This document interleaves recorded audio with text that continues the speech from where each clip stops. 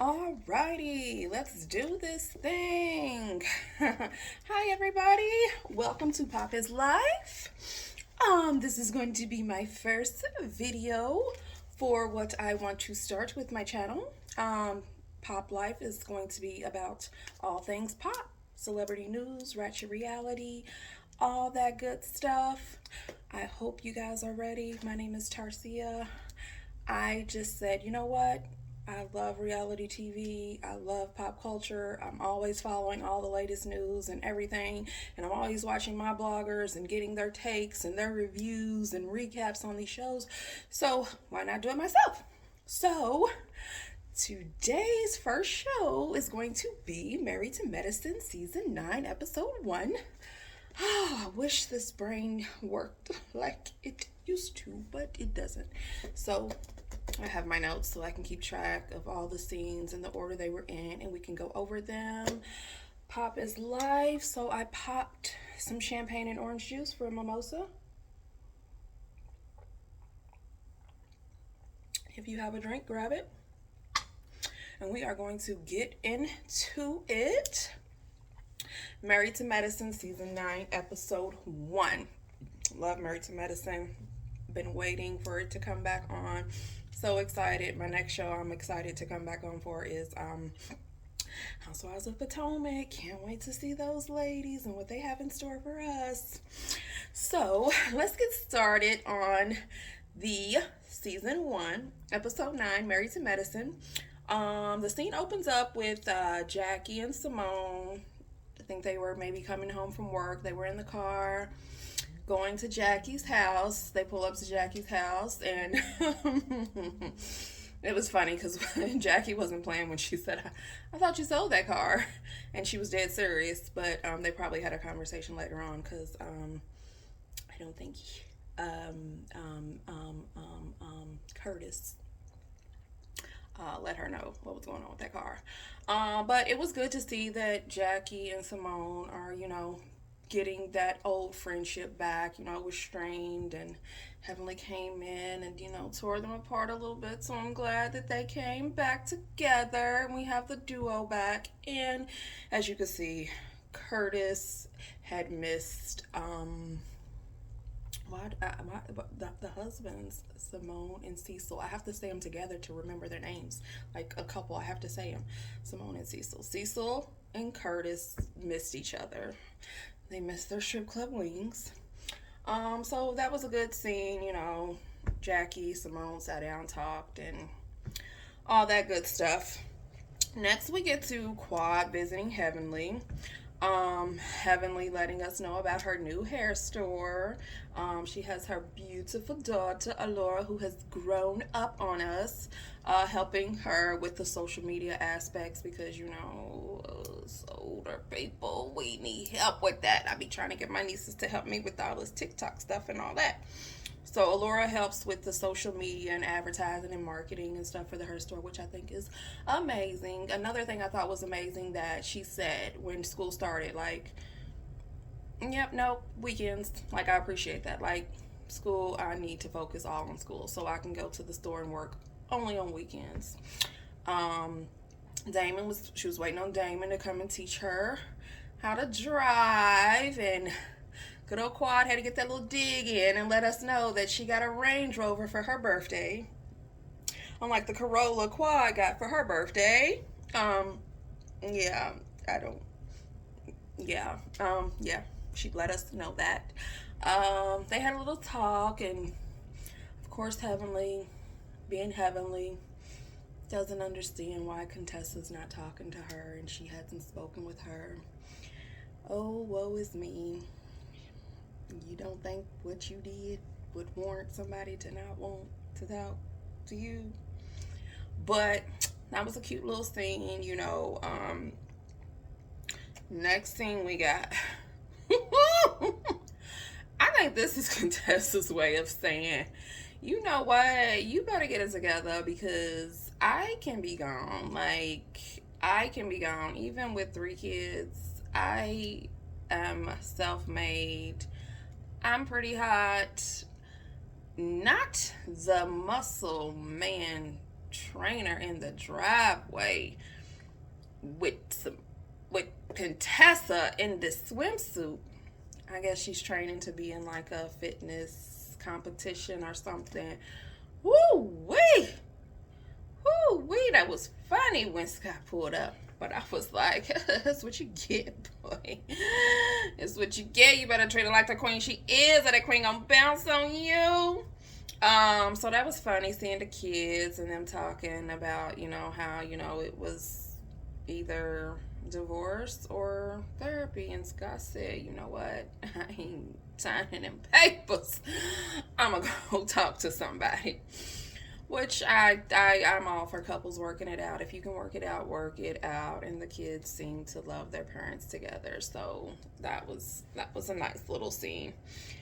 Next we get to Quad now having her mother and her nephew in her new freaking house. That's a lot of house for a single woman, but I'm not mad at you, girl. That house was beautiful. And I remember, I was like, nephew, where he come from? But then they showed the clips, and I was like, oh, I remember the little chubby baby with the fro. So cute, so cute.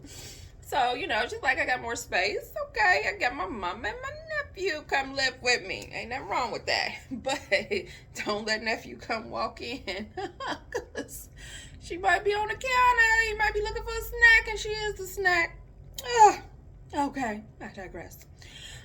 Okay, next thing we got was Anila showing off her new house. Dr. Karen is hilarious. His little sarcasm and his jokes have me rolling.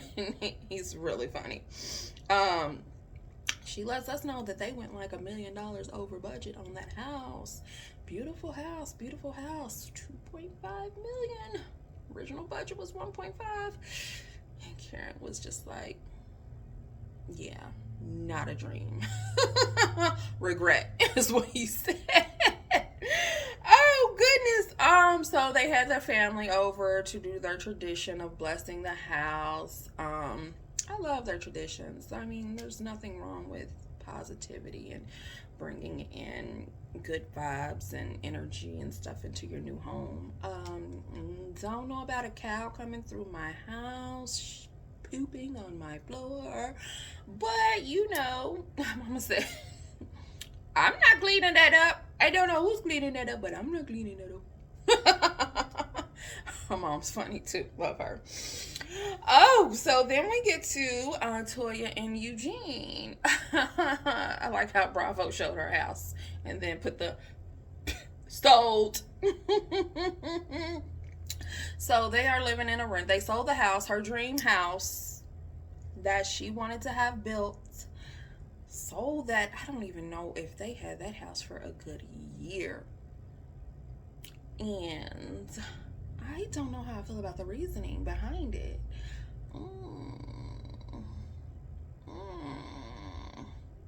You couldn't put a basketball court. You couldn't put a tennis court. It didn't have an elevator. It wasn't enough room for adults and kids.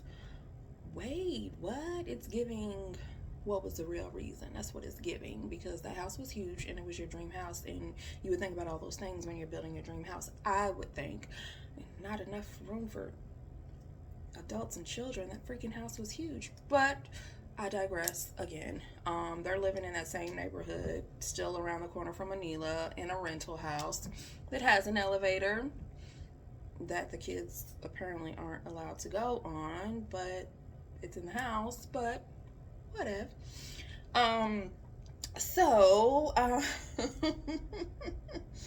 Eugene comes in from work. I am Eugene. Like, every time Eugene come in the house from work, he pour him a glass of wine. Like, I am with Eugene as soon as I clock out from work. I'm like, woo! Let me get a glass of something. I'm drained, mentally exhausted. And Toya be already with the, and that comment he made was hilarious about what kind of wife he might need to get. But they don't ever I don't think they ever let their arguments go too far. He's always level headed and is like, I ain't about to let Toya get to me. And the relationship with the boys is cute because she's like, why are you always on their side? They're my boys. Yes, love that. Love their relationship. All right, so she tells Eugene about the invite she got to Anila's housewarming slash um, the tradition that they have, Diwali. And she said, she sent the little boy up to the door, and Anila was out in the street in the car. I hope you come. But Eugene's like, if I didn't want somebody to come to my stuff, I'm not going to invite them. So I would think that she invited you because she wants you to come. We always have our spouses and our men to bring us back down when we're thinking of all this crazy stuff we have in our head and are coming up with in our head. But I felt like Eugene was on to something. Yeah, I mean, women do crazy things, but she extended the invite, so maybe she wants them to get back on, how they used to be. So we get to the Anila showing the beginnings of Diwali, the event, and that's like a festival of love, good versus evil, bringing out the old, bringing in the new. That party looked like it was expensive. I mean, the food, the DJ, valet, all the linens with the Indian theme, the satin and sequins, and oh goodness, that looked amazing. So then we move on to let's see, Heavenly and Dr. Damon get to the party, and they introduce a small introduction. Audra and Dr. Martin. Don't know if these are going to be new cast members. They seem cool. Introducing them to the group. Heavenly, here she go.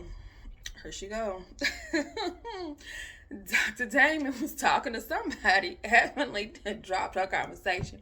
What is she doing talking to my man? Why is she talking to my man? Hilarious. It's funny. And then in the confessional, they were like, so, Dr. Damon, do you have any female friends? And he's like, well, I mean, Heavenly's like, what? Yeah, what? What? No, I don't have any female friends. Damon knows he ain't. He's like, I can't. This woman, I can't. I love them though. I love how cool, calm, and collective he is. Like, he is into her madness. Oh, he's so cool. He's so chill. I love me some daddy. I'm sorry, Heavenly. So, and then we're at the party, and Anila and Karen are coming out, and the family's coming out, and the DJ forgets to put doctor in front of his name. Karen said a couple of times, Dr. Sanja. It was like, are you serious? It was like, if you're going to introduce me, like, they work hard for their titles. Like, they want something. Throughout my show, I'll put the doctor in front of it and not in front of it. But if you are announcing me, like, introducing me, I'm going to need my doctor in front of my name. I worked hard for that. I'm going to need to address me properly. I wasn't mad at Karen for that. I was not mad at him for that at all. He's funny, like him. This is so good. Nothing like an afternoon mimosa.